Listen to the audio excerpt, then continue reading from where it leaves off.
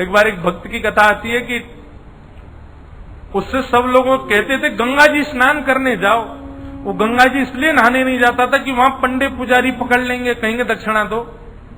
वो दक्षिणा नहीं देनी पड़े इसलिए गंगा जी नहीं नहाता था।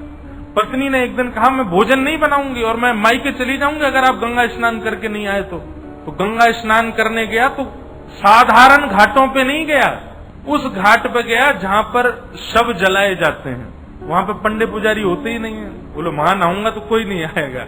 कि वो फिर मरघटा में गया, शमशान के घाट पर जाकर के जैसे ही डुबकी लगाई और डुबकी निकाल लगा के बाहर आया तो ब्राह्मण का वेश धारण करके ठाकुर जी आ गए।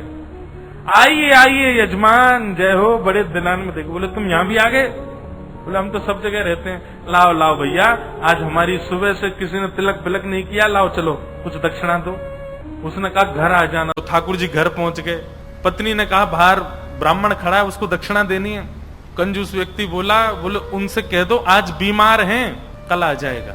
पत्नी ने जाके कह दिया, बोले हमारे पतिदेव तो बीमार हैं। बोले यजमान बीमार हो गया, मैं तो यहीं बैठ करके उसका अनुष्ठान करूंगा, जब तक ठीक नहीं हो जाएगा अनुष्ठान करता रहूंगा मैं। ठाकुर जी भारी जपमाला लेकर के बैठ गए।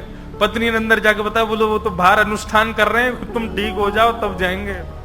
मन में विचार करने लगा, बोले जाएगा नहीं, सुनो बाहर जाके उसको कह दो पतिदेव तो पधार गए, भगवत धाम चले गए। पत्नी बोली 1 रुपया ही तो देना है, दे दो जाके। बोले क्यों दे दो, तुमको क्या पता कितनी मेहनत से कमाया जाता है, मना कर दो, कह दो पधार गए वो तो। पत्नी बेचारी थोड़ी रोती रोती सी गई। बोले आप अब चले जाओ, पतिदेव तो पधार गए। ठाकुर जी बोले मेरे यजमान पधार गए, अंतिम संस्कार मैं करा के जाऊंगा, मेरे यजमान है, उनकी शव यात्रा में जाऊंगा, उनकी अर्थी मैं बनवाऊंगा, चिता में लकड़ियां मैं लगवाऊंगा, अपने हाथ से अपने हाथ से एक एक लकड़ी रखवाऊंगा और मैं वेद मंत्र बोलूंगा, मेरे मंत्रों के उच्चारण से उनके अग्नि संस्कार होगा। मुझे नहीं चाहिए दक्षिणा, आप मत देना मुझको, अब मैं मुफ्त में उनका संस्कार करा के जाऊंगा। पत्नी दौड़ी दौड़ी गई। बोले 1 रुपया निकाल के दे दो, वो तो संस्कार कराने को तैयार है तुम्हारे। कंजूस बोला सुनो एक काम करो, अर्थी लगाओ तुम।